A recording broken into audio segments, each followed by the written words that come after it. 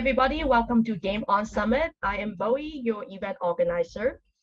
Today I'm super excited. I have the privilege and honor to have a one-on-one fireside chat with Twobadour, steward of Metapurse.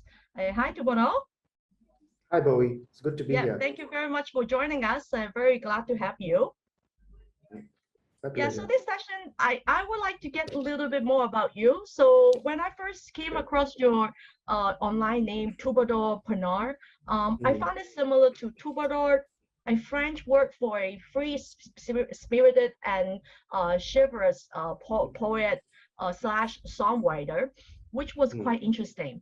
And if I recall correctly, there was an Indian movie called Villa Yadao, The Great Acts of God.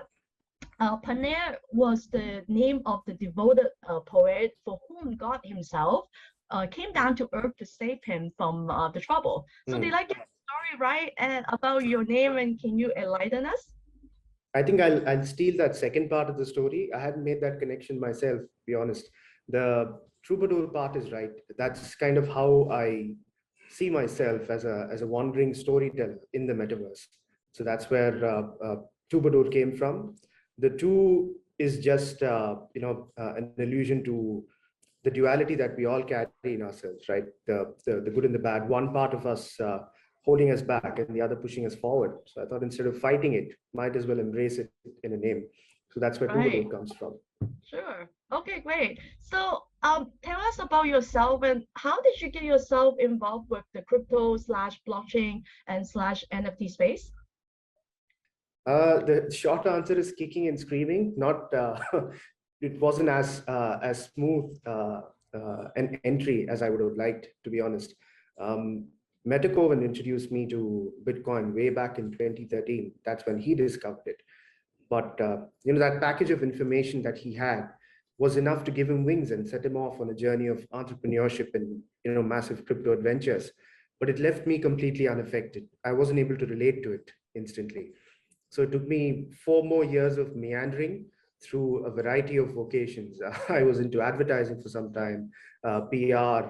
I wrote about financial technology, supply chain finance, transport, and a bunch of other things before I stumbled upon this again. And once I had been across all of those meanderings, once I started to understand finance and money better, I began to appreciate the power of decentralized finance. I began to realize the narrative behind Bitcoin, not just the tokenomics of it, or the technology of it. So I started to work with him again in 2017.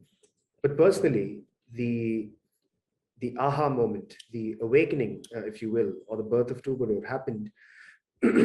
Sorry. Only in 2020 during the pandemic, when we were all forced to sort of look inward and try and figure out our place in the scheme of things, NFTs suddenly made so much sense to me. All of these abstract concepts in crypto of inalienable ownership or independent finance and so on were suddenly made vivid, were suddenly made experiential. Not just things that you would theorize and write about or discover through complex financial instruments, but rather things that you could experience as easily as walking into the metaverse, owning a plot of virtual land, or playing a game. So that's where I made my real discovery. And for me, the sweet spot was the profound and very intense relationships I was able to forge with artists in the space.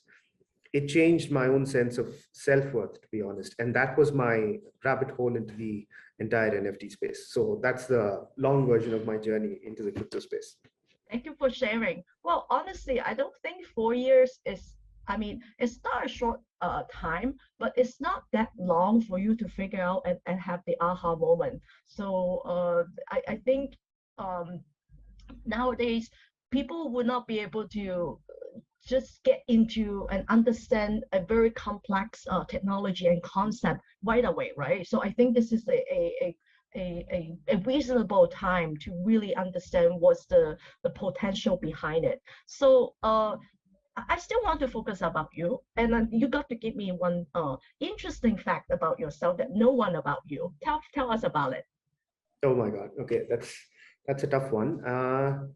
I usually don't have a lot of filters when I speak, so it's difficult to pinpoint something that nobody knows about me. Where would I start? Well, I'm a bit of a romantic. I sing and I write poetry and sing to my wife. Maybe that maybe that's Wow, an that's interesting so fact. sweet. Yeah. That is so sweet, man. Okay. That's good to know. Thank you for sharing. I guess you wouldn't Right. like to sing to the audience, right? No, I mean you still need to retain some of those audiences. So I don't think I'll sing. I don't want to drive them away.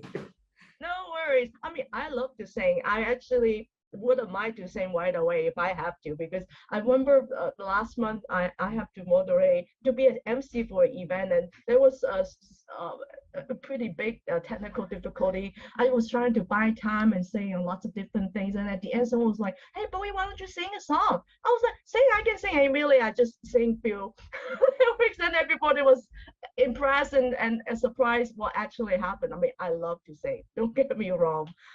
Thank you. So you met MaGEHold, as you mentioned, back in 2013. I understand Yes. it took you 4 years to understand, but then how did you react, to his sharing on Bitcoin at that moment?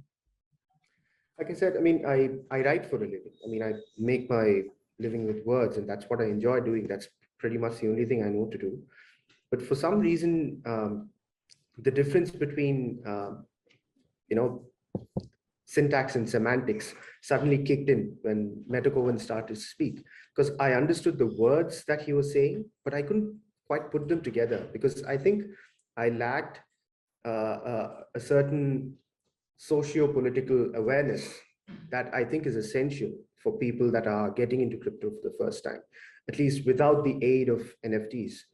I mean, it's like looking at a motor, like an engine, and trying to imagine the prospects that it contains in itself, the potential that it contains in itself. The motor, practically reinvented everything in the world. They gave rise to high-rise buildings. They changed the way we look at transportation. They changed the way industry worked and so on. But it's very difficult to understand all of that potential when you're looking at the engine.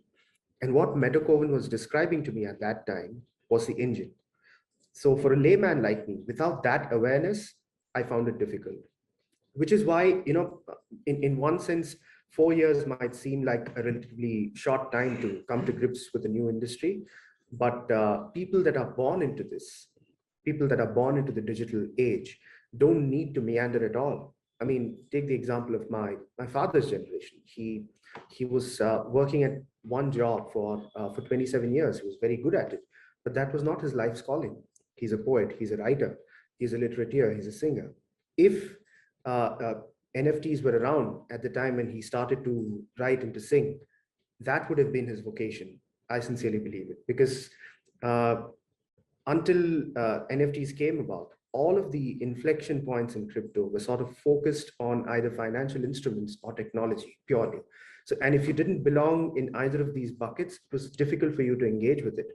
All of these creatives, writers, marketeers, artists, had no direct place in crypto until the NFT space came about. So I think that way it becomes so transformational. And I think that's why I think it took me this long, and that's why I couldn't really identify with what MaGEHold was saying to me at the time.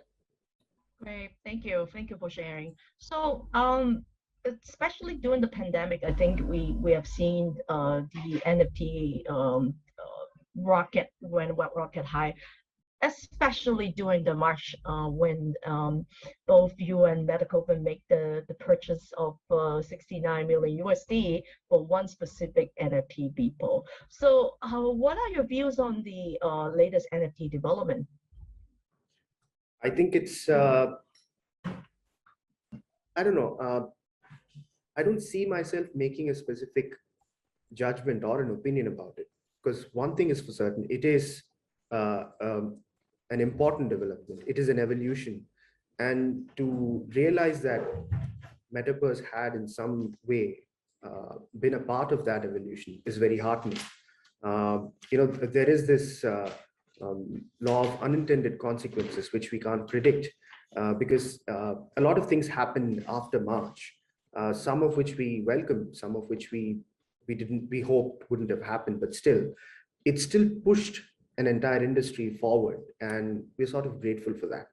And I think because of the very decentralized fabric of the NFT space, evolution happens so quickly, right? Progress happens so quickly. And I think we are very pleased about that and encouraged by it. Great, thank you. So how about the play to earn model is getting super hot, especially in the developing countries like Philippines, Vietnam, or Indonesia. What are your views on the play to earn model? I love to tell the Axie Infinity story, especially what happened in the Philippines, because it's such a clear and vivid example of NFTs making real world change, isn't it? Right. Up until then, crypto was considered a niche within a niche, right? It's hard to get a hold of, or to have it impact your everyday life without understanding it really deeply.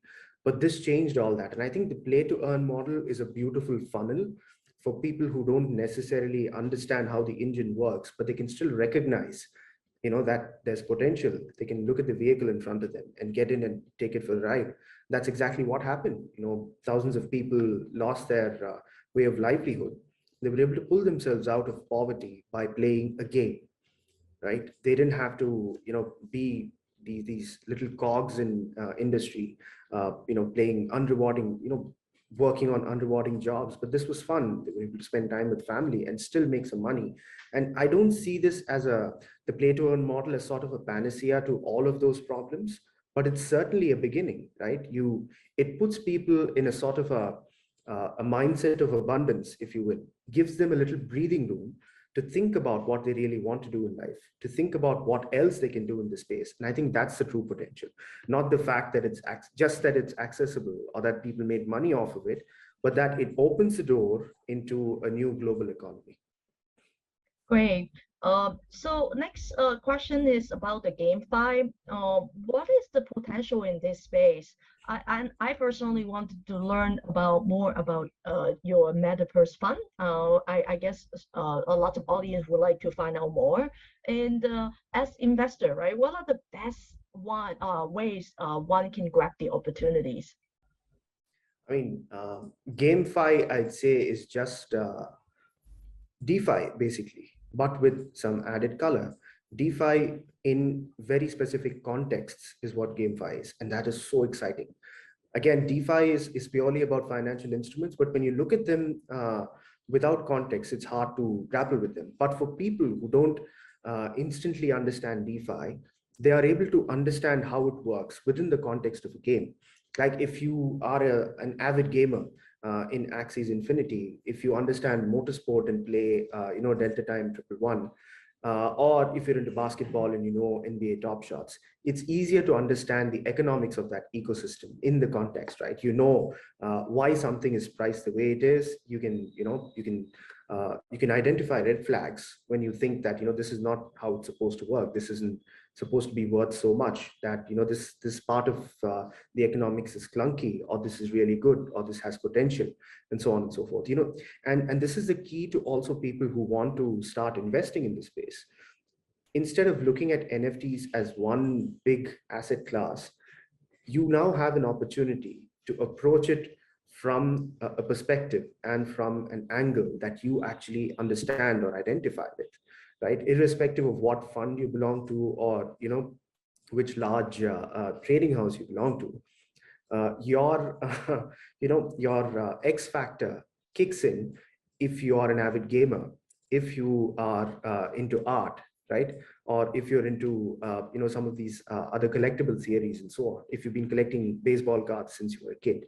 So in effect, it forces finance to come out of its comfort zone and engage with culture.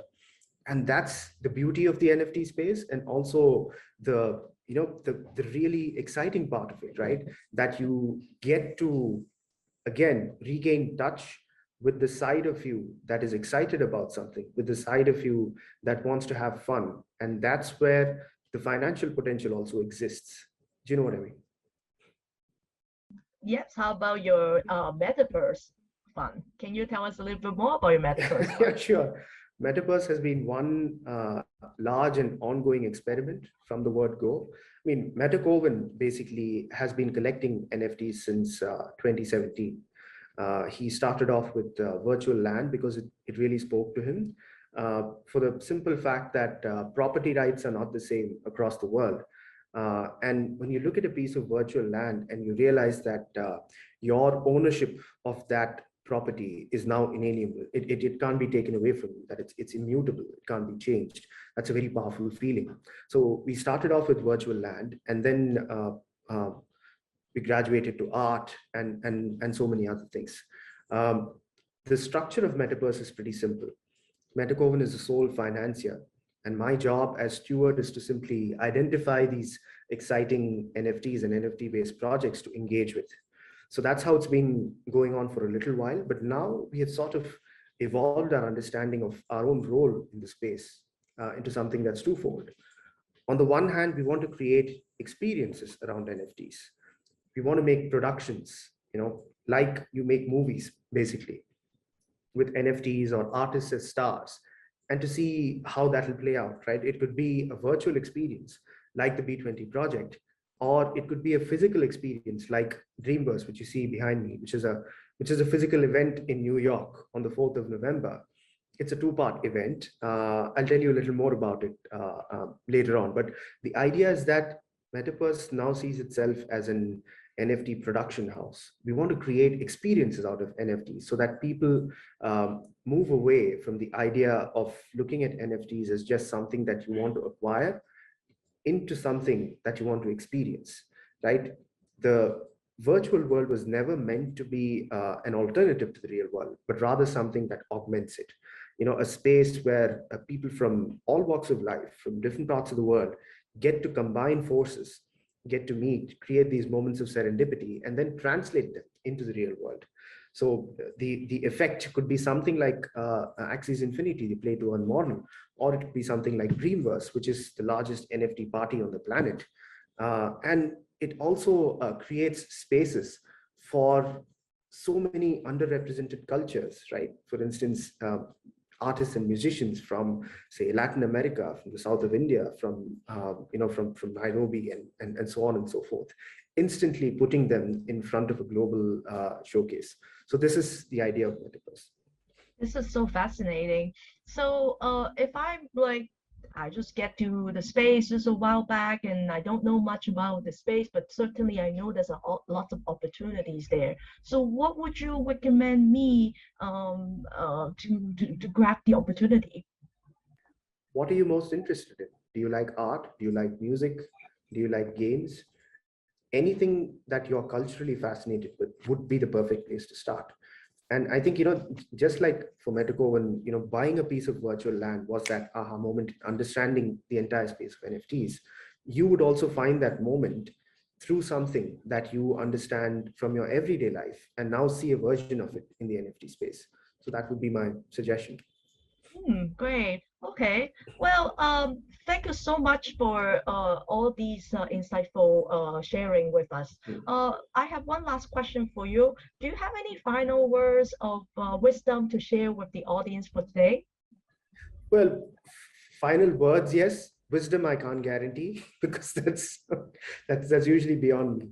I'd say, remember that NFTs are supposed to be fun. Looking at them as an asset class or an opportunity to make financial gains, looking at it just from that perspective might not be the best way to approach NFTs. And if you really want to, experience NFTs in the real world, I'd say the perfect place to start would be Dreamverse for me. If you're around in New York in November, and I would highly recommend that you do make it there. Please do come to Dreamverse. It's a two-part event. The first part is the largest ever showcase of NFT art. We have over 150 artists, showcased in one physical space. It's curated by 10 OG NFT artists and time. The second half, the latter half of the event is basically an EDM party. headlined by Alesso with performances by RAC and Please and Thank You. So you get to come to a place where NFTs are not window dressing, but rather the whole experience. So I think I can leave you at that. You might want to check out dreamverse.life. That's where you get all of these details and you can get your tickets as well. Sounds great. And are you going to be there in New York in November? Yes, most definitely. Wow, that's good. Is there any way if anyone wanted to get in touch with you and perhaps approach you for any NFT investment opportunity, how can they reach you? Well, my Twitter DMs are open, or you could write to me at Twobadour@metapurse.fund. Great. Thank you so much for sharing, Twobadour, and we will certainly invite you for future events. Thanks, Bowie. This was a pleasure. Thank you very much. Bye-bye. Bye.